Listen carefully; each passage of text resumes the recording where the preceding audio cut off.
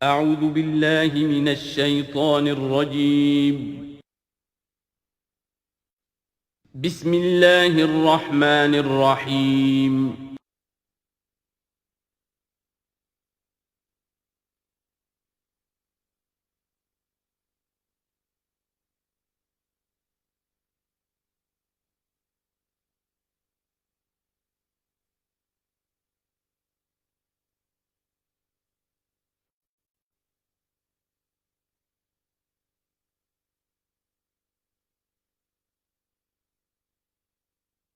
اعوذ باللہ من الشیطان الرجیم بسم اللہ الرحمن الرحیم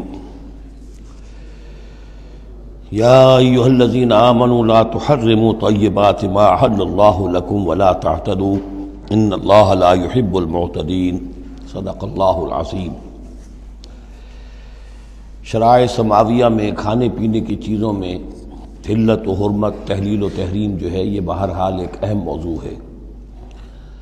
یہ موضوع آپ کو یاد ہوگا سورہ بقرہ سے چل رہا ہے مسلسل، کہ جو مشرکانہ اوہام کی وجہ سے ان کے ہاں بہت سی چیزوں کے بارے میں نسل بعد نسل کچھ چیزیں ذہنوں میں بیٹھ گئی تھیں کہ یہ چیزیں حرام ہیں، اور یہ کہ اس قسم کی چیزیں جو ہیں پھر ذہنوں سے، دلوں سے، مزاجوں سے نکلنے میں بہت وقت لیتی ہیں اور بار بار جو ہے اس کی طرف توجہ دلانی پڑتی ہے۔ فرمایا یا ایھا الذین آمنوا، اہل ایمان، لا تحرموا طیبات ما احل اللہ لکم، نہ حرام ٹھہرا لو ان پاکیزہ چیزوں کو جنہیں اللہ نے تمہارے لیے حلال ٹھہرایا ہے، ولا تعتدوا، اور حد سے تجاوز نہ کرو۔ یہ بھی ہوتا ہے کہ کچھ لوگ اپنے تقویٰ کے جوش میں اور بہت زیادہ نیکی کے جذبے میں بھی بہت سی چیزیں کہ جو حلال ہیں ان کو اپنے اوپر حرام کر بیٹھتے ہیں۔ ان اللہ لا يحب المعتدین، یقیناً اللہ تعالی حد سے تجاوز کرنے والوں کو پسند نہیں کرتا۔ وَكُلُوا مِمَّا رَزَقَكُمُ اللَّهُ حَلَالًا طَيِّبًا، کھاؤ ان چیزوں میں سے جو تمہارے رب نے تمہیں دی ہیں، اللہ نے دی ہیں، جو حلال بھی ہیں طیب بھی ہیں، حلال ہوں قانونی طور پر، صاف ستھری ہوں، پاک ہوں۔ وَاتَّقُوا اللَّهَ الَّذِي أَنتُم بِهِ مُؤْمِنُونَ، اور اس اللہ کا تقوی اختیار کیے رکھو کہ جس پر تمہارا ایمان ہے۔ لا یؤاخذکم اللہ باللغو فی ایمانکم، یہ قسموں کے سلسلے میں سورہ بقرہ میں بھی بات آئی تھی، اب آخری حکم آ رہا ہے۔ اللہ تعالیٰ مؤاخذہ نہیں کرے گا تم سے تمہاری قسموں میں سے جو لغو ہوتی ہیں، بغیر کسی مقصد کے، بغیر کسی ارادے کے، واللہ باللہ تکیہ کلام کے طور پر استعمال کرنا، جو عربوں کی خاص عادت تھی اور آج تک ہے۔ تو اس کو ظاہر بات ہے کوئی نہیں سمجھتا کہ یہ قسم کھا رہا ہے، یہ تو گویا کہ ان کا تکیہ کلام ہے، تو اس پر مؤاخذہ نہیں ہے۔ وَلَٰكِن يُؤَاخِذُكُم بِمَا عَقَّدتُّمُ الْأَيْمَانَ، لیکن اللہ مؤاخذہ کرے گا ان چیزوں پر کہ جو تم نے قسم باندھی ہے، عقدتم، اب اس میں تاکید باب تفعیل ہے، پورے اہتمام کے ساتھ تم نے ایک بات طے کی ہے، اس پر قسم کھائی ہے۔ فَكَفَّارَتُهُ، اب اگر ایسی قسم کو توڑنا ہو تو اس کا ایک کفارہ ہے۔ فَكَفَّارَتُهُ إِطْعَامُ عَشَرَةِ مَسَاكِينَ مِنْ أَوْسَطِ مَا تُطْعِمُونَ أَهْلِيكُمْ، اس کو کھانا کھلانا ہے 10 مساکین کو، محتاج کو، وہ اوسط کھانا کہ جو تم اپنے گھر والوں کو کھلاتے ہو۔ او کسوتہم، یا پھر ان کو کوئی کپڑا دینا ہے۔ او تحریر رقبہ، یا تیسری شکل یہ ہے کہ کسی غلام کو آزاد کرنا ہے۔ فمن لم یجد، اور اگر کسی کے پاس ان تینوں کی کوئی صورت موجود نہ ہو، کوئی بالکل فقیر ہے اور بالکل اس کے پاس کچھ نہیں ہے، مفلس ہے، فصیام ثلاثۃ ایام، تو 3 دن کے وہ روزے رکھے۔ ذالک کفارۃ ایمانکم اذا حلفتم، یہ کفارہ ہے تمہاری قسموں کا جب کہ تم وہ قسم کھا بیٹھو۔ واحفظوا ایمانکم، اور اپنی قسموں کی حفاظت کرو۔ کذالک، اس کا مطلب یہ نہیں کہ لازماً ان کو برقرار رکھو، یعنی کہ قسم اگر ایسی ہے کہ جو کھولنی ہے، توڑنی ہے، جذبات میں کھا بیٹھے ہیں تو کفارہ دو، یہ بھی اس کی حفاظت میں آ گیا۔ واحفظوا ایمانکم کذالک یبین اللہ لکم آیاتہ لعلکم تشکرون، اس طرح اللہ تعالیٰ تمہارے لیے اپنی آیات کو واضح فرما رہا ہے تاکہ تم شکر کرو، حق ادا کرو۔ یا ایھا الذین آمنوا، اب یہ شراب اور جوئے کے بارے میں بھی آخری حکم۔ یا ایھا الذین آمنوا انما الخمر والمیسر والانصاب والازلام رجس من عمل الشیطان فاجتنبوہ لعلکم تفلحون، اہل ایمان، یقیناً شراب اور جوا اور بت اور پانسے یہ سب گندے کام ہیں، شیطان کے عمل میں سے ہیں۔ فاجتنبوہ، تو اس سے بچ کر رہو، لعلکم تفلحون، تاکہ تم فلاح پاؤ۔ تو شراب اور جوا تو پہلے بھی آ چکا ہے، لیکن انصاب اور ازلام وہ تقسیم کرتے تھے پانسوں کے ذریعے سے، اور پھر ازلام کے ذریعے سے ان کا معاملہ، وہ بھی ایک جوئے کی قسم بن جاتی تھی۔ تو ان تمام چیزوں کو جو ہے رجس من عمل الشیطان قرار دیا۔ انما یرید الشیطان ان یوقع بینکم العداوۃ والبغضاء، یقیناً شیطان تو یہ چاہتا ہے کہ ان چیزوں کے ذریعے سے تمہارے اندر دشمنی اور بغض پیدا کر دے۔ یہ بہت اہم بات ہے کہ شراب کے نشے میں بھی انسان چونکہ اپنا ہوش اور شعور کھو بیٹھتا ہے، تو اب اسے کچھ معلوم نہیں کیا بکواس اس نے کی ہے، کیا کر رہا ہے۔ اس سے بھی یہ ہے کہ بہت سے جھگڑے شروع ہو جائیں گے، فساد شروع ہو جائے گا۔ آپ کو معلوم ہے کہ بہت بڑے بڑے راز جو ہیں اس زمانے میں، بڑی بڑی حکومتوں کے، امپائرز کے، سپر پاورز کے، وہ شراب کے نشے میں جو ہیں وہ چرا لیے جاتے ہیں اور وہ راز نکل جاتے ہیں۔ تو اللہ تعالیٰ یہ ان چیزوں سے تمہیں بچانا چاہتا ہے، اور شیطان چاہتا ہے کہ تمہارے مابین عداوت اور بغض پیدا کر دے۔ اسی طریقے سے جوئے میں بھی چونکہ آدمی دیکھ رہا ہے، وہ کچھ اس نے ہارا، پھر کچھ اور ہارا، پھر کچھ اور ہارا، ایک وقت آتا ہے کہ پھر وہ برسٹ ہو جاتا ہے غصے میں اور وہ آگ بگولا ہو جاتا ہے، اس لیے کہ ظاہر بات ہے اسے نظر آ رہا ہے کہ جو مجھ سے جیت رہا ہے وہ کسی محنت کی وجہ سے نہیں جیت رہا ہے۔ اگر تو کوئی محنت ہو، کوئی کوشش ہو، کسی نے کمایا ہو، تو ظاہر بات ہے اسے انسان گرج نہیں کرتا کہ ٹھیک ہے اس نے محنت کی ہے اور اس نے مجھ سے یہ مزدوری لی ہے یا مجھ سے یہ کمائی حاصل کی ہے۔ لیکن یہ کہ ایک وقت آتا ہے کہ پھر جواری جو ہے وہ آپے سے باہر ہو جاتا ہے۔ انما یرید الشیطان ان یوقع بینکم العداوۃ والبغضاء فی الخمر والمیسر، شیطان تو یہ چاہتا ہے کہ اس شراب اور جوئے کے ذریعے سے تمہارے اندر، تمہارے مابین دشمنی اور بیر پیدا کر دے، اور اس سے بھی آگے وہ یصدکم عن ذکر اللہ وعن الصلاۃ، اور یہ کہ تمہیں روکے رکھے اللہ کی یاد سے اور نماز سے۔ یہ معاملہ بھی شراب کا تو بالکل واضح ہے، لیکن یہ کہ جوئے میں بھی یہ ہوتا ہے کہ ایک آدمی دفعہ اس میں لگ جائے تو پھر یہ ہے کہ وہاں سے نکلنا مشکل ہوتا ہے۔ جیسے تاش کا معاملہ ہے یا اور شطرنج ہے، یہ کھیل ایسے ہیں کہ جن کے اندر لگ کر پھر انسان جو ہے ان چیزوں سے غافل ہو جاتا ہے۔ فَهَلْ أَنْتُمْ مُنْتَهُونَ، تو اب باز آتے ہو یا نہیں؟ یہ انداز جو ہے یہ بڑا سخت ہے۔ اس میں پس منظر میں کیا ہے کہ تمہیں سب سے پہلی بات جو کہی گئی تھی، یسألونک عن الخمر والمیسر قل فیہما اسم کبیر ومنافع للناس واسمہما اکبر من نفعہما، تو تمہیں سمجھ لینا چاہیے تھا، اسی وقت بات آ جانا چاہیے تھا۔ جو رخ تھا اللہ تعالیٰ کی جو مصلحت تھی، شریعت کا جو رخ تھا وہ تو واضح ہو گیا تھا۔ خیر چلیے اس پر بھی تم نے نہیں مانا، پھر اگلا قدم ہم نے اٹھایا اور کہا کہ اگر شراب کے نشے میں ہو تو نماز کے قریب نہ جاؤ۔ اس سے تو پھر اب پوری طریقے سے واضح ہو جانا چاہیے تھا کہ دین کی اہم ترین چیز جو ہے وہ نماز ہے، صلاۃ و عماد الدین، دین کا ستون ہے، اور یہ جو شے ہے وہ ہمیں نماز سے روک رہی ہے، تو تمہیں چھوڑ دینا چاہیے تھا۔ بہرحال اب یہ کہ آخری بات ہماری طرف سے آ گئی ہے، فَهَلْ أَنْتُمْ مُنْتَهُونَ، تو اب بھی باز آؤ گے کہ نہیں؟ وَأَطِیعُوا اللَّهَ وَأَطِیعُوا الرَّسُولَ، اور اطاعت کرو اللہ کی اور اطاعت کرو رسول کی صلی اللہ علیہ وسلم، وَاحْذَرُوا، اور بچتے رہو۔ فَإِن تَوَلَّيْتُمْ فَاعْلَمُوا أَنَّمَا عَلَىٰ رَسُولِنَا الْبَلَاغُ الْمُبِينُ، اور اگر تم پھر جاؤ گے، پیٹھ موڑ لو گے، ہمارے اس حکم سے سرتابی کرو گے، فَاعْلَمُوا، تو جان لو، أَنَّمَا عَلَىٰ رَسُولِنَا الْبَلَاغُ الْمُبِينُ، کہ ہمارے رسول پر تو ذمہ داری ہے صاف صاف پہنچا دینے کی۔ یہ حکم اللہ کا ہے، اللہ کا حکم پہنچانا رسول کے ذمہ تھا، رسول نے پہنچا دیا، اپنا کام کر دیا۔ اب معاملہ ہوگا اللہ کا اور تمہارا، اللہ تم سے نپٹے گا، تم سے حساب لے گا۔ یہ جو اب اگلی آیت آ رہی ہے، یہ بھی قرآن مجید کے فلسفہ، حکمت اور دین کی بڑی گہری باتوں کے ضمن میں بہت بنیادی آیت ہے، اور اس کا پس منظر یہ ہے کہ جب شراب کے بارے میں اتنا سخت انداز آیا کہ یہ رجسن، گندے کام ہیں، عمل شیطان میں سے ہیں، باز آتے ہو کہ نہیں، تو بہت سے مسلمانوں کو تشویش ہو گئی کہ ہم جو شراب پیتے رہے، اتنا عرصے تک پیتے رہے، یہ گندگی تو ہماری ہڈیوں میں بیٹھ گئی ہوگی۔ آج کا کوئی شخص کہے گا کہ میرا شاید کوئی سیل بھی نہ ہو جسم کا کہ جس میں شراب کے اثرات نہ پہنچ گئے ہوں، تو میں کیسے پاک ہوں گا؟ کس طریقے سے یہ چیز جو ہے اب یہ گندگی میرے جسم میں سے دھلے گی؟ تو یہ تشویش جو ہے اس کو رفع کرنے کے لیے، جیسے تحویل قبلہ کے وقت تشویش ہو گئی تھی کہ 16 مہینے جو ہم نے نمازیں پڑھی، اگر اصل قبلہ تھا کعبہ اور ہم نمازیں پڑھتے رہے بیت المقدس کی طرف رخ کر کے، تو وہ نمازیں تو ضائع ہو گئی، اور نماز ہی تو ایمان ہے۔ وما کان اللہ لیضیع ایمانکم، نہیں اللہ تعالیٰ تمہارے ایمان کو ضائع کرنے والا نہیں ہے۔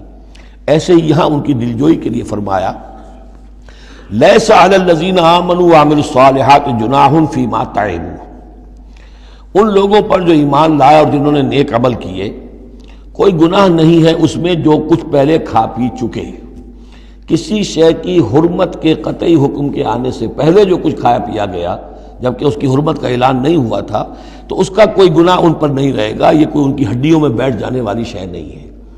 یہ مورل لا ہے، یہ فزیکل لا نہیں ہے۔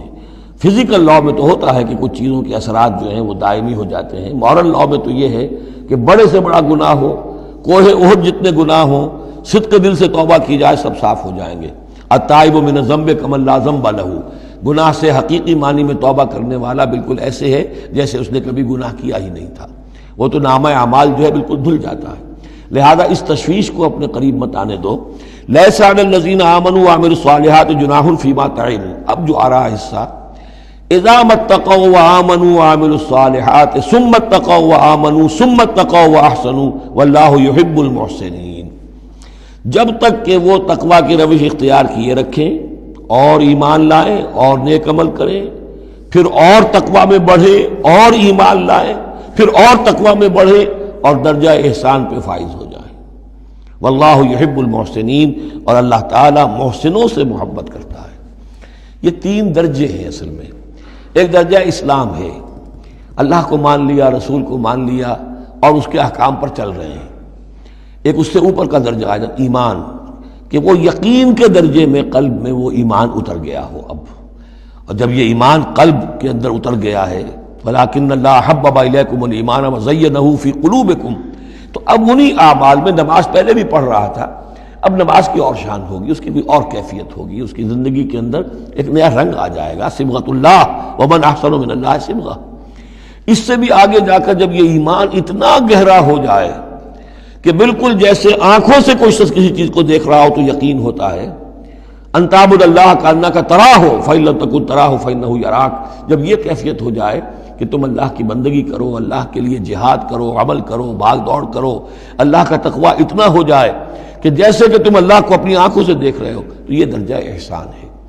حدیث جبرائیل کے جس کو کہا گیا ام السنہ، جیسے سورہ فاتحہ ام القرآن، اساس القرآن، ایسے حدیث جبرائیل ہے ام السنہ، اور ام السنہ میں یہ ساری بات آئی ہے کہ حضرت جبرائیل انسانی شکل میں حضور کی خدمت میں آئے، صحابہ کا مجمع تھا، وہاں انہوں نے کیے اخبرنی عن الاسلام، مجھے بتائیے اسلام کیا ہے۔ اسلام میں بھی ایمان تو ہے نا، قانونی ایمان، زبانی ایمان تو ہے، لیکن اس کے ساتھ اعمال علیحدہ گنے گئے۔ اس سے اوپر جب ایمان دل میں اتر گیا، اب یہ ایمان کی وہ جو شکل ہے، اس میں اب عمل کو علیحدہ ذکر کرنے کی ضرورت ہی نہیں۔ اس مرحلے پر آ کر لازماً عمل درست ہو جائیں گے جبکہ ایمان دل میں اتر چکا ہے اور دل میں یقین بن کر جاگزی ہو گیا ہے، اور پھر اور گہرا چلا گیا۔ یوں سمجھیے کہ جتنا جتنا درخت اوپر جا رہا ہے جڑ نیچے جا رہی ہے نا، جڑ اور ایمان کی گہری ہوئی، اسلام سے ایمان بن گیا، اور گہری ہوئی، اب یہ تیسری منزل احسان کی اس پر فائز ہو گئی۔ تو جب پوچھا گیا کہ اخبرنی عن الاحسان، اے نبی مجھے بتائیے احسان کیا ہے، تو آپ نے جواب دیا، اور یہ جواب 3 روایتوں میں 3 مختلف الفاظ میں ہے۔ ان تعمل للہ کانک تراہ، ان تخشى اللہ کانک تراہ، ان تعبد اللہ کانک تراہ فإن لم تکن تراہ فإنہ یراک، یہ تینوں میں ہے۔ اللہ کی بندگی، اللہ کی پرستش، اللہ کے لیے بھاگ دوڑ، اللہ کے لیے عمل، اللہ کے لیے جہاد، یہ انسان ایسی کیفیت سے سرشار ہو کر رہا ہو گویا کہ اپنی آنکھوں سے اللہ کو دیکھ رہا ہے۔ تو جب اللہ سامنے ہوگا تو کیسے کچھ ہمارے جذبات عبدیت ہوں گے، کیسی کیسی ہماری قلب کی کیفیات ہوں گی۔ اس دنیا میں بھی یہ کیفیت حاصل ہو سکتی ہے، لیکن یہ اگر بہت کم لوگوں کو حاصل ہو تو اس سے ایک نچلا درجہ بھی ہے احسان کا، کہ کم سے کم یہ بات ہر وقت مستحضر رہے کہ اللہ مجھے دیکھ رہا ہے۔ فإن لم تکن تراہ فإنہ یراک۔ تو یہ 3 درجے ہیں جو یہاں آئے، کہ ایک بیس لائن ہے لیس علی الذین آمنوا وعملوا الصالحات، یہ بیس لائن ہے، جناح فیما طعموا اذا اتقوا۔ اصل میں ایک کتاب مولانا مودودی صاحب کی ہے، تحریک اسلامی کی اخلاقی بنیادیں، اور بڑی اچھی کتاب ہے، اسلام، ایمان، احسان، لیکن ساتھ ہی تقوی، 4 الفاظ انہوں نے لیے ہیں اور 4 مراتب قرار دیے ہیں۔ اس میں سے تشریحات تو ساری ٹھیک ہیں، لیکن میں ترتیب کے اعتبار سے اس آیت کی روح سے میرے نزدیک اس میں ایک اصلاح کی ضرورت ہے۔ تقوی کوئی مقام نہیں ہے، تقوی وہ اسپرٹ ہے، ڈرائیونگ اسپرٹ، جو دھکا دیتی رہے گی اور اوپر اٹھائے گی۔ چنانچہ تقویٰ کی یہاں کی تکرار ہو رہی ہے کہ بیس لائن سے تقویٰ نے اوپر آپ کو کیا، اب آپ اذا متقوا وآمنوا وعملوا الصالحات، آپ کے ایمان اور عمل صالح میں اور رنگ پیدا ہو گیا۔ ثم اتقوا، پھر تقویٰ اور بڑھا، تقویٰ نے آپ کو اور اوپر اٹھایا۔ ثم اتقوا وآمنوا، پھر اب وہ ایمان یقین والا ایمان حاصل ہو گیا۔ اب یہاں عمل صالح کے علیحدہ ذکر کی ضرورت ہی نہیں، جب دل میں ایمان اتر گیا تو حضور نے فرمایا کہ الا ان فی الجسد مضغۃ اذا صلحت صلح الجسد کلہ واذا فسدت فسد الجسد کلہ، تو اس کے حوالے سے اب پورا کا پورا جسم ٹھیک ہو جائے گا۔ ثم اتقوا، پھر تقویٰ اور ہے تو اس کے نتیجے میں وَأَحْسَنُوا، درجہ احسان پر فائز ہو جائے انسان۔ اللہم ربنا اجعلنا منہم واللہ یحب المحسنین، اللہ اپنے ایسے محسن بندوں کو، درجہ احسان تک پہنچ جانے والے بندوں کو، جیسا کہ اس سے پہلے آیا تھا عمو وسمو، ایک غلط راستہ ہے کہ اندھے ہو گئے بہرے ہو گئے، اللہ نے پھر ڈھیل دی اور اندھے ہو گئے اور بہرے ہو گئے، اللہ نے اور ڈھیل دی اور اندھے ہو گئے اور بہرے ہو گئے، ایک وہ ہے، اور ایک راستہ یہ ہے، اسلام ہے، ایمان ہے، احسان ہے، اور تقویٰ جو ہے اس میں درجہ بدرجہ انسان کو ترقی دلاتا جا رہا ہے۔ یا ایھا الذین آمنوا لیبلونکم اللہ بشیء من الصید تنالہ ایدیکم ورماحکم لیعلم اللہ من یخافہ بالغیب، جو کہ اس سورہ مبارکہ کے شروع میں آئی تھی یہ آیت کہ جب تم احرام کی حالت میں ہو تو تم شکار نہیں کر سکتے۔ تو اب اللہ تعالیٰ کی ایک سنت ہے، وہ آزماتا ہے، سخت ترین امتحان لیتا ہے۔ فرض کیجئے کہ ایک قافلہ جا رہا ہے بیچارے حاجیوں کا، اور انہوں نے احرام باندھا ہوا ہے، کوئی شے نہیں ہے، کھانے کے لیے کچھ نہیں ہے، لیکن اب جو ہے ہرن صاحب جو ہے اٹکیلیاں کرتے ہوئے قریب آ رہے ہیں، اور وہ پکڑ نہیں سکتے، قتل نہیں کر سکتے، احرام میں ہیں، بھوک بھی ہے، لیکن یہ کہ چاہے تو ذرا سا نیزہ مارے تو ہرن کو پکڑ کو جو ہے وہ شکار کر لیں، یا ویسے ہی بھاگ کر پکڑ لیں، لیکن یہ کہ اس کی اب ان کو اجازت نہیں ہے۔ تو اللہ تعالیٰ ایسا کرتا تھا۔ فرمایا یا ایھا الذین آمنوا، اہل ایمان، لیبلونکم اللہ، لازماً اللہ تمہیں آزمائے گا، بشیء من الصید، شکار کے ذریعے سے، تنالہ ایدیکم ورماحکم، جن کو کہ پا لیں گے آسانی سے تمہارے ہاتھ اور تمہارے نیزے، لیعلم اللہ من یخافہ بالغیب، تاکہ اللہ دیکھ لے کہ کون ہے وہ لوگ کہ جو غیب میں ہوتے ہوئے بھی اللہ سے ڈرتے رہتے ہیں، کہ موقع ہے، بھوک بھی ہے، ہرن بھی بالکل پاس ہے، بالکل قابو میں ہے، جیسے چاہیں شکار کر لیں، لیکن ہاتھ بندھے ہوئے ہیں اس لیے کہ احرام باندھا ہوا ہے۔ تو جس کے دل میں ایمان ہوگا وہ اپنی بھوک کو برداشت کرے گا، اللہ کے حکم کو نہیں توڑے گا۔ فمن اہتدی بعد ذلک، اب کسی سے غلطی ہو گئی، تجاوز کر بیٹھا، بھوک کا غلبہ زیادہ تھا، فلہ عذاب علیم، اس کے لیے دردناک عذاب ہے۔ البتہ یہ کہ آگے چل کر اس کے لیے ایک کفارہ بھی بتا دیا گیا ہے۔ یا ایھا الذین آمنوا لا تقتلوا الصید وانتم حرم، دیکھو اہل ایمان، جب تم احرام کی حالت میں ہو تو کسی شکار کو قتل مت کرو۔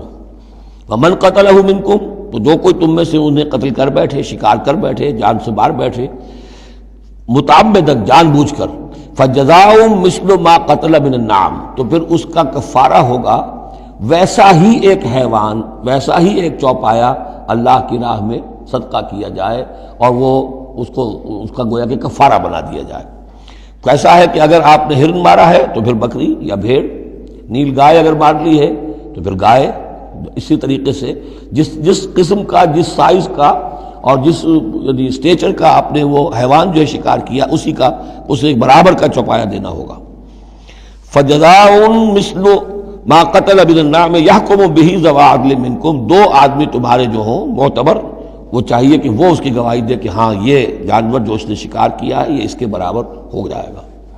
ہدیم بالغ الکعبہ، اور یہ ہدی ہوگی اب یہ جانور، کعبے تک اس کا پہنچنا ہے، کعبے کی نظر ہوگا یہ، او کفارۃ، یا پھر اس کا ایک کفارہ اور بھی ہے، طعام و مساکین، کچھ مساکین کو کھانا کھلانا، صدقہ فطر کے حساب سے ہے یہ جو فقہا نے لکھا ہے، او عدل ذالک صیامن، یا اتنے ہی روزے رکھنا۔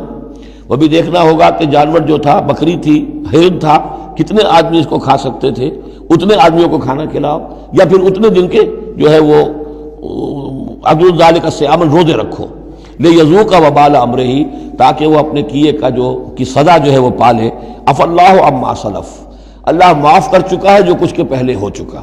ومن عادا، لیکن جو پھر ابھی دوبارہ کرے گا، اعادہ کرے گا، فینتقم اللہ منہ، تو اللہ تعالیٰ اس سے انتقام لے گا۔ واللہ عزیز الانتقام، اور یقیناً اللہ تعالیٰ زبردست ہے، انتقام لینے والا، بدلہ لینے والا۔ احل لکم صید البحر وطعامہ متاعا لکم، البتہ یہ کہ اگر کشتیوں کے ذریعے سے، جہازوں کے ذریعے سے حاجی لوگ آ رہے ہوں تو ان کے لیے چھوٹ ہے، وہ احرام کی حالت میں بھی جو مچھلی ہے اس کا شکار کر سکتے ہیں۔ احل لکم صید البحر، سمندر کا، دریا کا جو شکار ہے وہ تمہارے لیے حلال کیا گیا، وطعامہ متاعا لکم وللسیارہ، اور اس کا جو دریا کا کھانا ہے وہ تمہارے لیے بہت اچھا جو ہے فائدے کی چیز ہے، اور سب مسافروں کے لیے۔ اور آج آپ کو معلوم ہے کہ یہ سی فوڈ جو ہے یہ دنیا میں کس قدر یعنی اب معروف بھی ہے، محبوب بھی ہے، مقبول بھی ہے، اور بہت سی برائیوں سے اور بیماریوں سے بچانے والا بھی ہے۔ سی فوڈ یہ تو اب ایک بڑا سمجھیے کہ پوری دنیا کے اندر غذا کا ایک نیا خزانہ ہے کہ جو سامنے آیا لوگوں کے۔ تو فرمایا وطعامہ متاعا لکم وللسیارہ، اس کا جو طعام ہے جو سمندر کے اندر اللہ نے پیدا کیا ہوا ہے، مچھلیاں ہیں یا اور کوئی اسی طریقے کی اللہ نے تمہارے لیے کھانے کی چیزیں پیدا کی ہیں۔ وحرم علیکم صید البر ما دمتم حرما، لیکن خشکی پر شکار کرنا تمہارے لیے جب تک کہ تم احرام میں ہو حرام کر دیا گیا۔ واتقوا اللہ الذی الیہ تحشرون، اور اللہ کا تقوی اختیار کیے رکھو جس کی طرف کہ تمہیں لازماً جمع کر دیا جائے گا، لے جائے جاؤ گے گھیراؤ کر کے۔ جعل اللہ الکعبۃ البیت الحرام قیاما للناس، اللہ تعالیٰ نے کعبے کو جو بیت الحرام ہے، بزرگی والا گھر ہے، اسے لوگوں کے قیام کا باعث بنا دیا ہے۔ والشہر الحرام، اور شہر حرمت والا شہر بھی اللہ تعالیٰ نے معین کیا ہے۔ والہدیہ، اور قربانی کے جانور، ان کا بھی ذکر ہو چکا ہے اس سورت کے شروع میں۔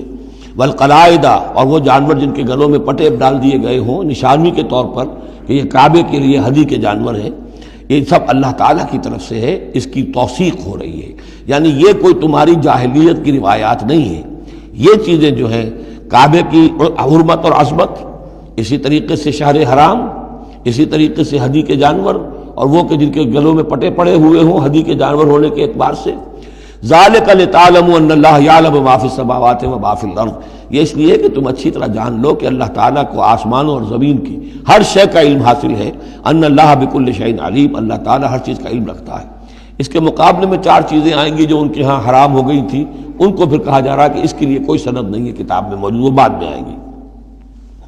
اعلموا ان اللہ شدید العقاب، جان لو کہ اللہ تعالیٰ سزا دینے میں بہت سخت ہے۔ وان اللہ غفور الرحیم، اور اللہ غفور الرحیم بھی ہے، یعنی اس کی تو دونوں شانیں ہیں۔ اب تم دیکھو کہ تم اپنے آپ کو کس شان کے ساتھ متعلق کر رہے ہو، کس کا مستحق بنا رہے ہو، اس کی عقوبت کا یا اس کی رحمت اور مغفرت کا۔ ما علی الرسول الا البلاغ، ہمارے رسول پر سوائے پہنچا دینے کی کوئی ذمہ داری نہیں، باقی ساری ذمہ داری اب تمہاری ہے۔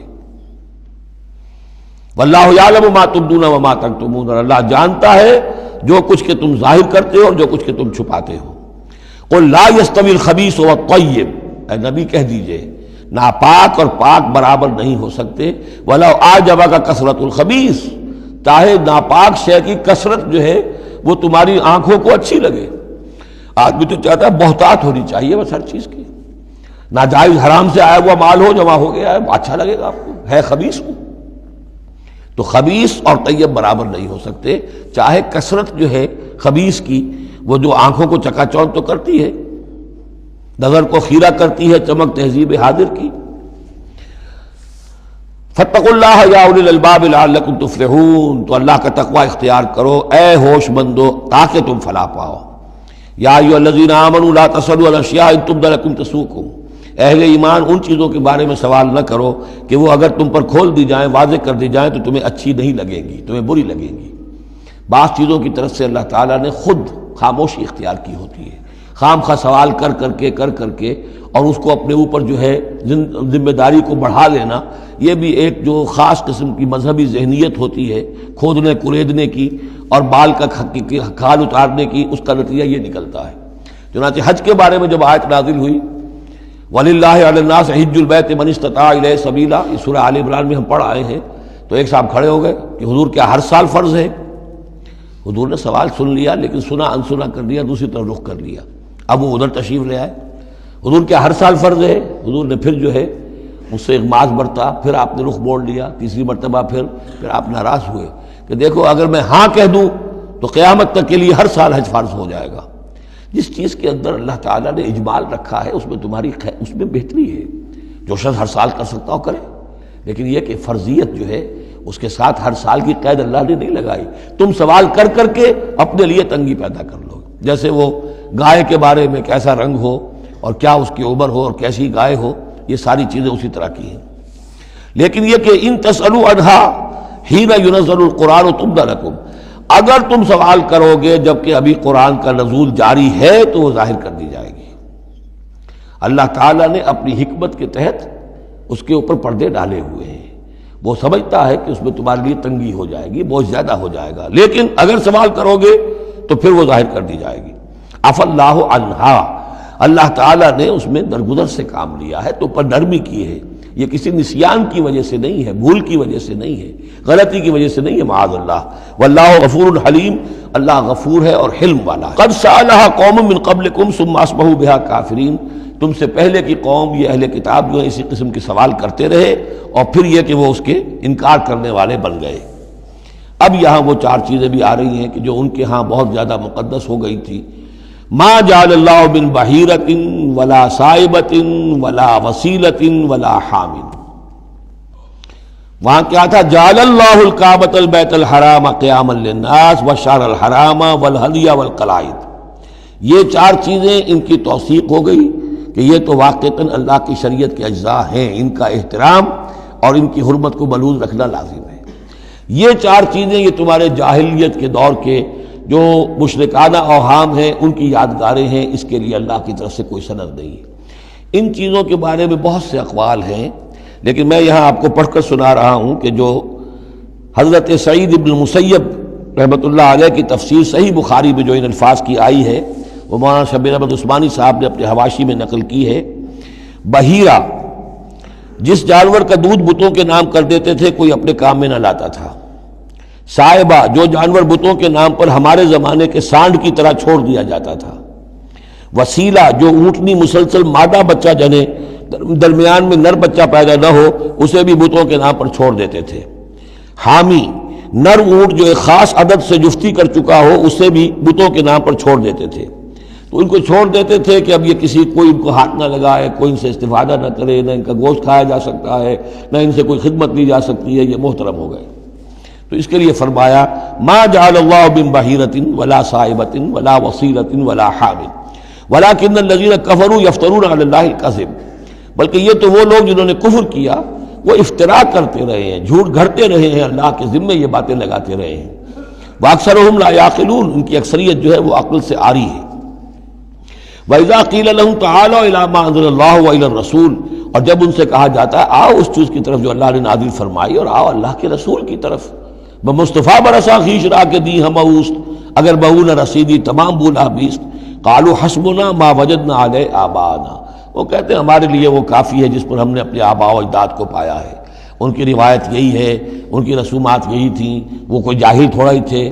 آج تمہیں عقل آئی ہے، تم نے دین سمجھا ہے، یہ ہمارے بزرگ جو ہیں یہ اتنے عرصے سے یہ کام کرتے چلے آ رہے ہیں. یہی باتیں آج بھی آپ سنتے ہیں. کسی رسم کو آپ کہیں کہ بھائی کوئی سند نہیں ہے اس کی دین میں، نہ کہیں صحابہ کے یہاں اس کا وجود تھا، لیکن یہ کہ کوئی چھوڑنے کو تیار نہیں ہے. اولو کان آباؤہم لا یعلمون شیئا ولا یہتدون، خواہ ان کے آباء و اجداد جو ہیں ایسے رہے ہوں کہ نہ انہیں کوئی علم حاصل ہوا ہو نہ ہی وہ ہدایت پر ہوں. جیسے تم مخلوق ہو اللہ کی، وہ بھی مخلوق تھے. جیسے تم غلط کام کر سکتے ہو اور غلط آراء قائم کر سکتے ہو ویسے وہ بھی غلط کار ہو سکتے تھے. یا ایھا الذین آمنوا علیکم انفسکم لا یضرکم من ضل اذا اہتدیتم، یہ بھی بہت اہم آیت ہے اور اس کے ساتھ ایک واقعہ موجود ہے. لفظی ترجمہ یہ ہے کہ اے لوگو، اے وہ لوگو جو ایمان لائے ہو، تم پر ذمہ داری ہے صرف اپنی جان کی، اپنی ذات کی. لا یضرکم من ضل، جو گمراہ ہو جائے کوئی اور وہ تمہیں کوئی نقصان نہیں پہنچا سکتا. اذا اہتدیتم، جبکہ تم ہدایت پر ہو. الی اللہ مرجعکم جمیعا فینبئکم بما کنتم تعملون، اللہ ہی کی طرف تم سب کو لوٹ کر جانا ہے اور وہ تمہیں بتا دے گا جو کچھ کہ تم کرتے رہے تھے. اس آیت کا ایک غلط مفہوم جو ہے وہ دور صحابہ ہی میں سے بعض لوگوں نے نکال لیا کہ دعوت اور تبلیغ کی کوئی ذمہ داری نہیں ہے، ہر ایک پر ذمہ داری اپنی ہے. کوئی کیا کرتا ہے اس سے مجھے کیا بحث. دیکھو قرآن میں لکھا ہوا ہے یا ایھا الذین آمنوا علیکم انفسکم، مجھے اپنا عمل درست رکھنا ہے، باقی کوئی اور غلط کام کرتا ہے میں خام خواہ اسے روکوں ٹوکوں ناراضی مول لوں، نہیں انل منکر امر بالمعروف، اس کی کوئی ذمہ داری نہیں ہے۔ قرآن کہہ رہا ہے علیکم انفسکم لا یضرکم من ضل اذا اہتدیتم، اگر تم ہدایت کے اوپر ہوگے، صحیح راستے پر ہوگے، تو کوئی کتنا ہی گمراہ ہو جائے اس کا تمہیں کوئی نقصان نہیں۔ تو حضرت ابوبکر رضی اللہ تعالیٰ عنہ نے پھر خطبہ دیا باقاعدہ کہ لوگوں میں دیکھ رہا ہوں کہ تم اس آیت کا مطلب غلط سمجھ رہے ہو۔ مطلب تو یہ ہے کہ تمہاری ساری تبلیغ اور کوشش امر بالمعروف نہی عن المنکر کے باوجود کوئی شخص گمراہ رہتا ہے تو اس کا تم پر کوئی وبال نہیں۔ یہ بار بار ہم پڑھ چکے ہیں۔ لا تسألوا عن اصحاب الجحیم، اے نبی آپ سے کوئی باس پرس نہیں ہوگی جہنمیوں کے بارے میں کہ یہ کیسے ہو گیا ہے محمد کہ ہم نے آپ کو بھیجا اور پھر بھی یہ قوم جو ہے جہنم میں چلی گئی۔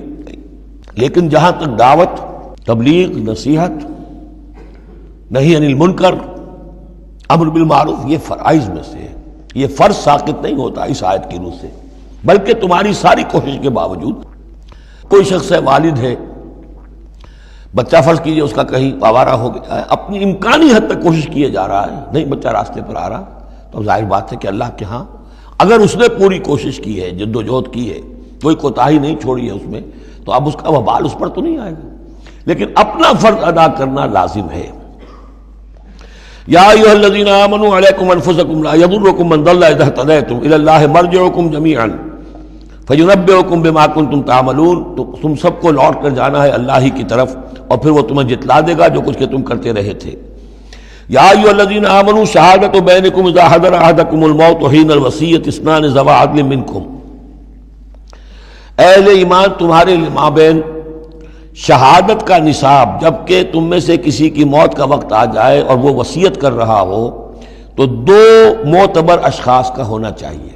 جو وصیت کر رہا ہے، اور ظاہر بات ہے کہ وصیت ایک تہائی سے زیادہ میں نہیں ہو سکتی، لیکن کسی کی زیادہ بڑی جائیداد ہے تو ایک تہائی کی بات بھی تو بڑی ہو سکتی ہے، تو وصیت کے وقت دو گواہ ضرور بنا لو کہ یہ وصیت کی گئی۔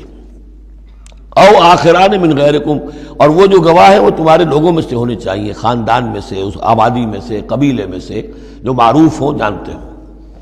او آخران من غیرکم، لیکن ایک شکل ہو سکتی ہے ان انتم ضربتم فی الارض، اگر تم زمین میں سفر پر نکلے ہوئے ہو اور وہاں موت کی، فاصابتکم مصیبت الموت، وہاں سفر کی حالت میں تم پر موت کا یہ واقعہ جو ہے یہ واقع ہو جاتا ہے، یہ مصیبت موت واقع ہو جاتی ہے، اس صورت میں او آخران من غیرکم، تو دو گواہ ہو سکتے ہیں، وہ تمہارے غیر بھی ہو سکتے ہیں، کسی غیر قوم کے، غیر قبیلے کے، لیکن یہ کہ بہرحال جب عام حالات میں اپنے گھر میں، اپنی بستی میں، اپنے خاندان ہی میں رہتے ہوئے جب کہ کوئی شخص انتقال کر رہا ہے تو اسے وصیت میں گواہ اپنے لوگوں میں سے، رشتہ داروں میں سے، قرابت داروں میں سے دو معتبر آدمیوں کو بنانا چاہیے۔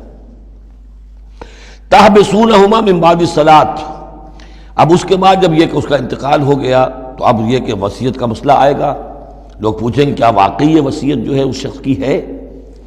تو اب ان دونوں کو روکو، کھڑا کرو، من بعد الصلاۃ، نماز کے بعد، مسجد ہے، نماز پڑھی ہے، اب وہ دونوں کھڑے ہو جائیں، فیقسمان باللہ، پھر انہیں چاہیے کہ اللہ کی قسم کھائیں، ان ارتبتم، اگر تمہیں کوئی ان کے بارے میں شک ہو کہ کہیں یہ وصیت کو بدل نہ دیں، کہیں ان سے غلطی نہ ہو جائے، تو ان سے قسم کھلوا لو، حلف کی بنیاد پر وہ اپنا جو ہے وہ وہاں پر شہادت دیں گے، اور پھر انہیں کہنا چاہیے لا نشتری بہ ثمنا، ہم اس کی کوئی قیمت وصول نہیں کریں گے، کوئی ناجائز فائدہ اس سے نہیں اٹھائیں گے، ولو کان ذا قربا، چاہے کوئی قرابت داری کا معاملہ ہو، کسی کے حق میں ہم کوئی ناانصافی نہیں کریں گے، ولا نکتم شہادت اللہ، اور نہیں ہم چھپائیں گے اللہ کی گواہی کو۔ اب گواہی جو ہے اتنی عظیم شے ہے کہ شہادت اللہ کہا گیا، اللہ کی گواہی، اللہ کی طرف سے امانت ہے۔ انا اذا لمن العاصمین، اگر ہم ایسا کریں گے تو ہم یقیناً گناہ گار ہوں گے۔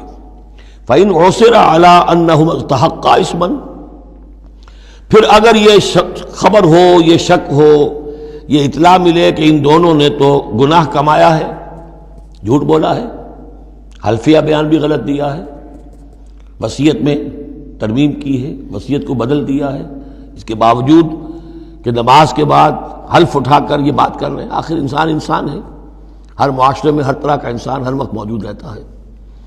فآخران یقومان مقامہما، تو اب دو اور لوگ کھڑے ہوں جو کہ ان کی جگہ پر اب کھڑے ہوں، من الذین استحق علیہم العریان، کہ جن کے حق کو تلف کیا ہے ان پہلوں نے، وہ کھڑے ہوں گے اب کہ ہمارا حق یہ لوگ تلف کر رہے ہیں، وصیت کے اندر انہوں نے خیانت کی ہے۔ فیقسمان باللہ، اب وہ قسم کھائیں گے اللہ کی، لشہادتنا احق من شہادتہما، ہماری گواہی زیادہ حق ہے، برحق ہے، صحیح ہے، درست ہے ان کی گواہی سے، وما اعتدینا، اور ہم نے ہرگز کوئی زیادتی نہیں کی ہے، انا اذا لمن الظالمین، یقیناً اس صورت میں ہم ظالم ہوں گے۔ ذالک ادنا، یہ طریقہ کار قریب تر ہے اس سے، ان یاتوا بالشہادۃ علی وجہہا، کہ لوگ شہادت کو بالکل صحیح فیس ویلیو پر پیش کریں، کیونکہ انہیں یہ معلوم ہوگا کہ ہم نے جھوٹی قسم کھا بھی لی، تب بھی جو دوسرا فریق ہے وہ بھی اگر قسم اٹھا گیا تو ہماری وہ جھوٹی قسم جو ہے وہ بھی ضائع ہو جائے گی، لہذا وہ پھر اس کی ہمت نہیں کریں گے۔ یہی معاملہ ہے کہ جو آئے گا، اگر کوئی کسی شخص کو اپنی بیوی کے اوپر شک ہے، شک کیا اس نے دیکھا ہے بدکاری کرتے ہوئے، تو وہ اگر 4 مرتبہ قسم کھا کر کہے کہ جو میں کہہ رہا ہوں میں نے دیکھا ہے اور اس نے یہ بدکاری کی ہے، تو وہ 4 گواہوں کے برابر ہو جائے گی ایک شخص کی گواہی۔ لیکن یہ کہ اس کا جواب بھی یہ ہے کہ بیوی بھی اگر 4 مرتبہ قسم کھا کر کہہ دے کہ یہ جھوٹ بول رہا ہے، مجھ پر تہمت لگا رہا ہے، تو اس کی جو گواہی ہے وہ ساقط ہو جائے گی۔ تو یہ دونوں طرف سے اللہ تعالیٰ نے بیلنس کیا ہے کہ تاکہ یہ دونوں امکانات موجود رہیں۔ ذالک ادنی ان یاتوا بالشہادۃ علی وجہہا، یہ قریب تر ہے، اس سے مناسب تر ہے کہ لوگ گواہی جو ہے وہ صحیح شکل میں پیش کریں، اور یخافوا ان ترد ایمان بعد ایمانہم، کہ انہیں یہ خوف رہے کہ قسمیں جو ہیں لوٹا دی جائیں گی، الٹی کر دی جائیں گی ان کی قسموں کے بعد۔ واتقوا اللہ واسمعوا، اور ڈرتے رہو اور سنتے رہو اور سن رکھو، واللہ لا یہدی القوم الفاسقین، اللہ ایسے فاسقوں کو ہدایت نہیں دیتا۔ اب یہ آخری 2 رکوع جو ہیں سورہ مبارکہ کے، اس میں جو ایک نقشہ کھینچا گیا ہے وہ حضرت مسیح علیہ السلام اور ان کے ساتھ اللہ تعالیٰ کا ایک مخاطبہ اور مکالمہ قیامت کے دن کا، اور اس کے پس منظر میں یہ گویا کہ پوری ایک داستان ایک نئی شان سے سامنے آتی ہے۔ یوم یجمع اللہ الرسل، اس دن کا تصور کرو جس دن اللہ تعالیٰ تمام رسولوں کو جمع کرے گا۔ فیقول ماذا اجبتم، اور پوچھے گا آپ لوگوں کو کیا جواب ملا تھا، آپ کی قوموں نے کیا معاملہ کیا آپ کے ساتھ۔ قالوا لا علم لنا، وہ کہیں گے ہمیں کچھ معلوم نہیں، اللہ تعالیٰ کی جناب میں زبان کھولنے سے بچیں گے۔ انک انت علام الغیوب، اللہ تو سب کچھ جاننے والا ہے، غیبوں کا جاننے والا ہے، علام الغیوب ہے، تمام چھپی باتوں کا جاننے والا ہے، تیرے تجھ پر منکشف ہے۔ اذ قال اللہ یا عیسی ابن مریم، اب خاص پیشی جو ہے وہ ہو رہی ہے حضرت عیسیٰ ابن مریم کی۔ وہ دنیا میں پوجے گئے، اللہ کے بیٹے بنائے گئے، ثالث و ثلاثہ قرار دیے گئے، لہذا اب ان کو جو شرمندگی اٹھانی پڑے گی اللہ تعالیٰ کے سامنے، اس کا نقشہ کھینچا گیا ہے۔ اذ قال اللہ یا عیسی ابن مریم اذکر نعمتی علیک، اور جب کہے گا اللہ تعالیٰ کہ اے مریم کے بیٹے عیسیٰ ذرا میرے ان انعامات کو یاد کرو جو تم پر ہوئے، وعلی والدتک، اور تمہاری والدہ پر ہوئے، اذ ایدتک بروح القدس، جبکہ میں نے تمہیں مدد پہنچائی، تائید کی تمہاری روح القدس سے، جبرائیل کے ذریعے سے، تکلم الناس فی المہد وکہلا، تم نے گفتگو کی لوگوں کے ساتھ، پگھوڑے میں بھی، گود میں بھی، انفینسی میں بھی، اور کہلن، اور پوری طریقے سے جوان اور پورے طریقے سے ایک ایڈلٹ کی حیثیت سے بھی۔ وَإِذْ عَلَّمْتُكَ الْكِتَابَ وَالْحِكْمَةَ وَالتَّوْرَاةَ وَالْإِنْجِيلَ، اب وہ الفاظ آگے آل عمران والے، اور یاد کرو ہمارے اس احسان کو جب میں نے تمہیں سکھائی کتاب بھی اور حکمت بھی، یعنی تورات بھی اور انجیل بھی، درمیان کا واو یعنی کے معنی میں آئے گا، واو تفسیر۔ وَإِذْ تَخْلُقُ مِنَ الطِّينِ كَهَيْئَةِ الطَّيْرِ بِإِذْنِي، اور یاد کرو جب کہ تم بناتے تھے گارے سے پرندے کی ایک شکل میرے حکم سے، فَتَنفُخُ فِيهِ فَتَكُونُ طَيْرًا بِإِذْنِي، پھر تم اس میں پھونک مارتے تھے تو وہ ایک اڑتا ہوا پرندہ ہو جاتا تھا میرے حکم سے۔ وَتُبْرِئُ الْأَكْمَحَ وَالْأَبْرَصَ بِإِذْنِي، اور تم اچھا کر دیتے تھے مادرزاد اندھے کو بھی اور کوڑھی کو بھی میرے حکم سے۔ وَإِذْ تُخْرِجُ الْمَوْتَىٰ بِإِذْنِي، اور جب کہ تم مردے کو کھڑا کر دیتے تھے، چلنے والا بنا دیتے تھے، بِإِذْنِي، میرے حکم سے۔ وَإِذْ كَفَفْتُ بَنِي إِسْرَائِيلَ عَنْكَ، اور یاد کرو میرے اس احسان کو کہ میں نے بنی اسرائیل کے ہاتھ روک لیے تم سے، ان کے ہاتھ تم تک نہیں پہنچنے دیے۔ یہ وہی واقعہ ہو گیا کہ حضرت مسیح گرفتار نہیں ہوئے۔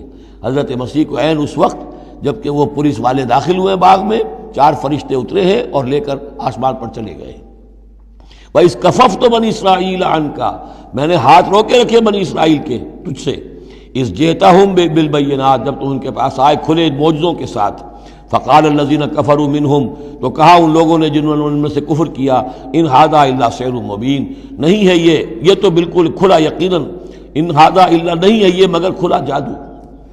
وَإِذْ أَوْحَيْتُ إِلَى الْحَوَارِيِّينَ، اور پھر ذرا یاد کرو میرے اس احسان کو کہ میں نے اشارہ کر دیا، دل میں ڈال دیا وحی کی حواریین کی طرف۔ یہ وحی خفی، حواریین کو ظاہر بات ہے وحی جلی جو ہے، وحی نبوت تو نہیں آ سکتی، لیکن جیسے کہ شہد کی مکھی کے لیے وحی کا لفظ آ گیا ہے، آسمانوں کو وحی کی اللہ تعالیٰ نے، تو یہ وحی خفی ہے۔ وَإِذْ أَوْحَيْتُ إِلَى الْحَوَارِيِّينَ، اور جب میں نے اشارہ کیا، الہام کر دیا حواریین کو، ان آمنوا بی وبرسولی، ایمان لاؤ مجھ پر بھی اور میرے رسول پر بھی۔ قالوا آمنا واشہد باننا مسلمون، اور انہوں نے کہا کہ ہم ایمان لائے اور اے عیسیٰ آپ بھی گواہ رہیے کہ ہم اللہ کے فرما برداروں میں سے ہیں۔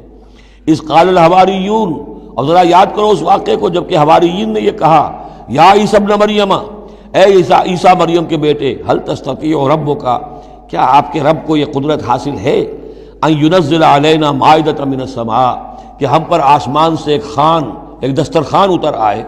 قال اتقوا اللہ ان کنتم مؤمنین، تو عیسیٰ نے کہا کہ اللہ کا تقوی اختیار کرو اگر تم ایمان رکھتے ہو، ایسی دعائیں نہیں کرنی چاہیے، ایسے مطالبے نہیں کرنے چاہیے۔ قالوا نرید ان ناکل منہا، انہوں نے کہا نہیں، ہم چاہتے ہیں کہ آسمان سے ایک خوان اترے اور اس میں ہمارے لیے غذا ہو اور ہم اس میں سے کھائیں۔ وتطمئن قلوبنا، اور ہمارے دل بالکل مطمئن ہو جائیں۔ یعنی وہ ایسی بات ہو گئی جیسے حضرت ابراہیم نے کہا تھا ارنی کیف تحیی الموتیٰ، اس طرح کا کوئی مشاہدہ وہ بھی مانگ رہے تھے۔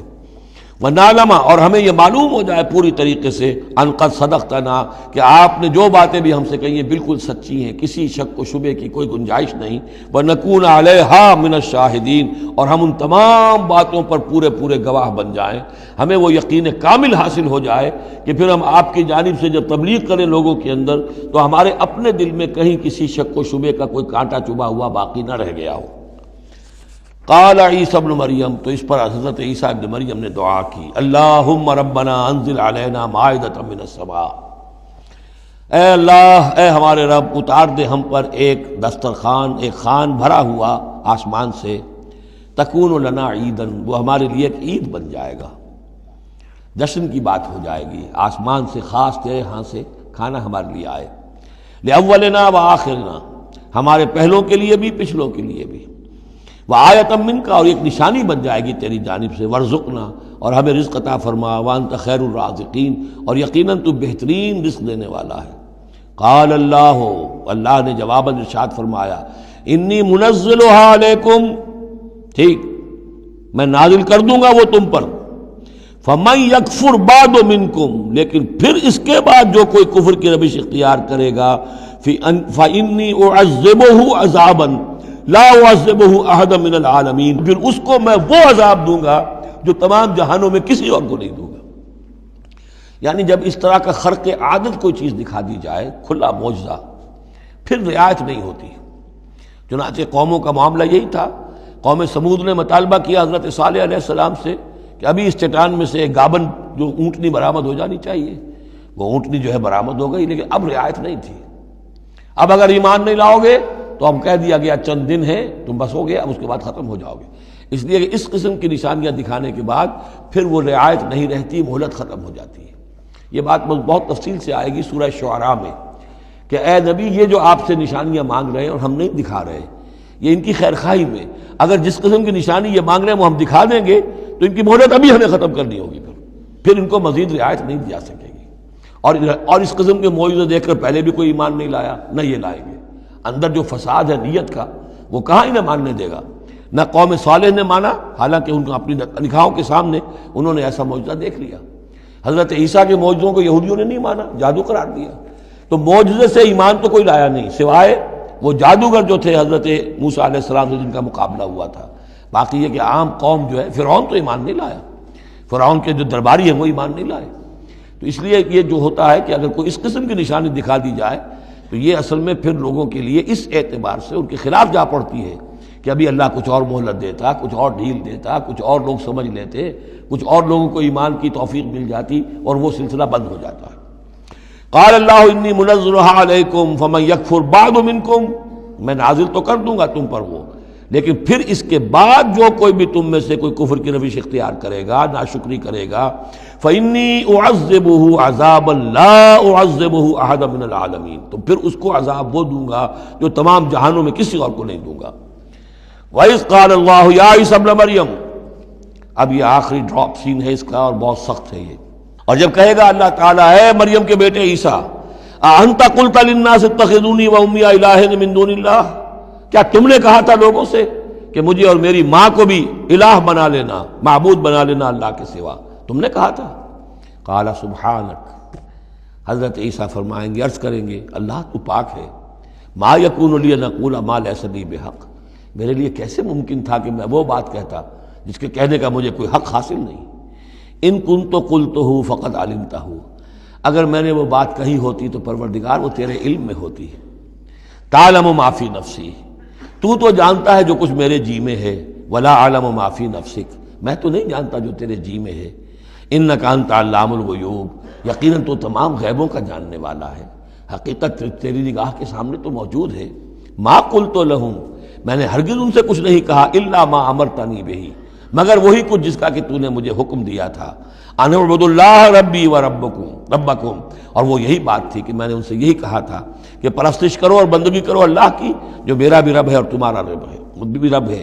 وکنت علیہم شہیدا ما دمت فیہم، اور میں تو ان کے اوپر جب تک ان میں موجود تھا ان کا نگران تھا، ان کے اوپر میں ان کی دیکھ بھال کر رہا تھا. یہاں یہ خبردار ہونا نگرانی کرنے کے معنی میں ہے.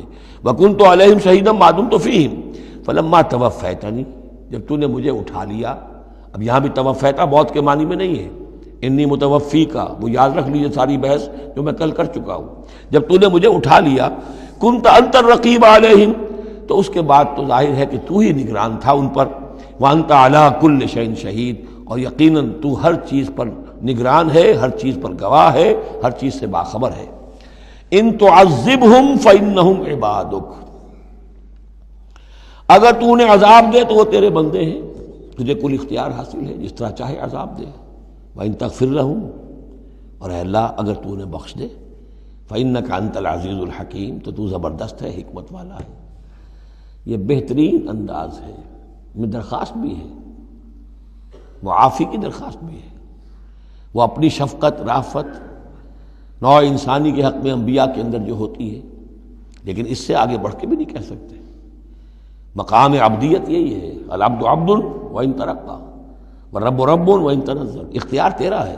ان تعذبہم فانہم عبادک، اے اللہ تو اگر انہیں عذاب دے تو تیرے بندے ہیں، تیری مخلوق ہیں.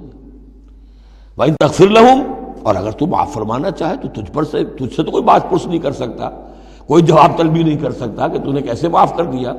وان تغفر لہم فانک انت العزیز الحکیم، تجھے ہر اختیار حاصل ہے، تو زبردست ہے، حکمت والا ہے. قال اللہ ھذا یوم ینفع الصادقین صدقہم، اللہ فرمائیں گے، اب جیسے میں نے ڈراپ سین کہا تھا، یہ پوری پیشی جو ہے اس کا آخری نقشہ کیا ہوگا. اللہ فرمائے گا یہ آج کا دن وہ ہے جس دن سچوں کو ان کی سچائی فائدہ پہنچائے گی. قال اللہ ھذا یوم ینفع الصادقین صدقہم، ان کا صدق ان کے حق میں مفید ہوگا. لہم جنات تجری من تحتہا الانہار خالدین فیہا ابدا، ان کے لیے باغات ہیں جن کے دامن میں ندیاں بہتی ہوں گی، ان میں وہ ہمیشہ ہمیشہ رہیں گے. فیہا ابدا، رضی اللہ عنہم ورضوا عنہ، اللہ ان سے راضی ہو گیا اور وہ اللہ سے راضی ہو گئے. یہ آخری مقام ہے، رضامندی باہمی، اللہ تم سے راضی، تم اللہ سے راضی. رضی اللہ عنہم ورضوا عنہ، ذالک الفوز العظیم، اور یہی ہے بہت بڑی کامیابی. للہ ملک السماوات والارض، اللہ ہی کے لیے ہے آسمانوں اور زمین کی بادشاہی. وما فیہن، اور جو بھی ان سب میں ہے اس کی بادشاہی، اس کا اختیار اسی کے ہاتھ میں ہے. وہو علی کل شیء قدیر، اور وہ ہر چیز پر قادر ہے. یہاں اللہ کے فضل و کرم سے سورہ انعام، سورہ مائدہ ختم ہوئی. نوٹ کر لیجئے سورہ نساء پر پہلی منزل ختم ہو گئی تھی. سورہ مائدہ پر مکی اور مدنی جو سورتوں کے گروپ سے ان کا پہلا گروپ ختم ہو گیا. ایک مکی سورت سورہ فاتحہ، اگرچہ حجم میں بہت چھوٹی، مانن بہت عظیم، پورے قرآن کے ہم وزن. وَلَقَدْ آتَيْنَاكَ سَبْعًا مِنَ الْمَثَانِي وَالْقُرْآنِ الْعَظِيمِ، یہ سورہ ہجر میں آیت پڑھیں گے اور اس کے بارے میں یہی رائے ہے مفسرین کی کہ یہ سورہ فاتحہ کے بارے میں. لیکن چار یہ عظیم ترین صورتیں جو ہیں جو مدنیات ہیں، بقرہ، آل عمران، نساء اور مائدہ، اور دو دو کے جوڑوں کی شکل میں. ان کا عمود کیا تھا ایک تو شریعت آسمانی مکمل، نمبر دو اس میں اہل کتاب سے گفتگو، رد و قضا، ان پر الزام، انہیں دعوت، وہ سارا جو کچھ تھا، ان کی غلط باتوں پر تنقید، ان کی غلط عقائد کی نفی، ان کی تاریخ کے اندر جو جو اہم واقعات ہیں ان کا تذکرہ، پھر اس کے نتیجے میں ان کا معزول کیا جانا اس منصب سے جس پر وہ 2000 برس سے فائز تھے، امت محمد صلی اللہ علیہ وسلم کا فائز کیا جانا، یہ بھی آخری درجے میں اس گروپ میں یہ بات مکمل ہو گئی۔ اگلا گروپ میں نے پہلے ہی دن آپ کو بتایا تھا کہ اس اعتبار سے بڑا متوازن ہے، اس میں 2 سورتیں مکی ہیں، 2 مدنی ہیں۔ الانعام الاعراف مکیات، الانفال التوبہ مدنیات۔ ان میں جو تقسیم ہے، جو مکیات ہیں اور مدنیات ہیں اس گروپ کی، اس میں سارا معاملہ ہے مشرکین عرب کے ساتھ۔ اب آپ یہ محسوس کریں گے سورہ انعام کو پڑھتے ہوئے کہ جیسے ایک بالکل نئے ماحول میں آ گئے ہیں۔ ہم 4 روز سے جو پڑھ رہے تھے سورہ بقرہ، سورہ آل عمران، سورہ نساء، سورہ مائدہ، منافقین سے باتیں اور یہودیوں سے، نصارہ سے، ان سے، اب یہاں جو ہے ساری باتیں ہوں گی مشرکین عرب سے۔ یہ مکی صورتیں ہیں، ابھی وہاں نفاق نہیں تھا، منافقت کا کوئی ذکر بھی نہیں ملے گا آپ کو۔ ابھی اہل کتاب کا تذکرہ تو آپ کو مل جائے گا سورہ انعام کے اندر، سورہ اعراف میں، لیکن کوئی ان سے گفتگو نہیں، کوئی براہ راست خطاب نہیں۔ تو میں نے اس کے لیے اپنے ذہن میں ایک چیز رکھی ہوئی ہے کہ یہ 2 جنتیں ہیں قرآن مجید کے اندر، وَلِمَنْ خَافَ مَقَامَ رَبِّهِ جنتان۔ ایک قرآن مجید کی مکی جنت ہے، ایک قرآن مجید کی مدنی جنت ہے۔ مدنی جنت کی ہم سیر کر رہے تھے، یہ 4 دن سے ہم یہ 4 صورتیں جو پڑھ رہے تھے، یہ در حقیقت یہ مدنی قرآن ہے، مدنی جنت ہے، اس کی ہم نے سیر کی ہے۔ اب مکی قرآن میں ہم داخل ہوں گے، اور اس میں یہ جو 2 صورتیں ہیں یہ حضور کے جو قیام مکہ کا دور ہے اس کے تقریباً آخری زمانے کی ہے۔ یہ گویا کہ اس اعتبار سے مشرکین جو تھے عرب کے اور جو بنی اسماعیل تھے ان پر اتمام حجت اسی طور سے، جس طور سے کہ اہل کتاب پر اتمام حجت ہے ان مدنی صورتوں میں، اسی طور پر مشرکین عرب پر، بنی اسماعیل پر اتمام حجت ان 2 صورتوں میں ہے۔ پھر ان میں ایک بڑی پیاری تقسیم ہے۔ مکی صورتوں میں چونکہ ظاہر بات ہے کہ اہم ترین مضمون ایمان کا ہوتا ہے، اللہ کو مانو، اللہ کی نعمتوں کا اقرار کرو، اللہ کے رسول کو مانو، اور ان میں جو استدلال ہوتا ہے وہ شاہ ولی اللہ دہلوی رحمۃ اللہ علیہ کی اصطلاحات کے حوالے سے آپ کو بتا رہا ہوں کہ 2 طریقے سے اللہ تعالیٰ توحید کی طرف لوگوں کو لاتا ہے۔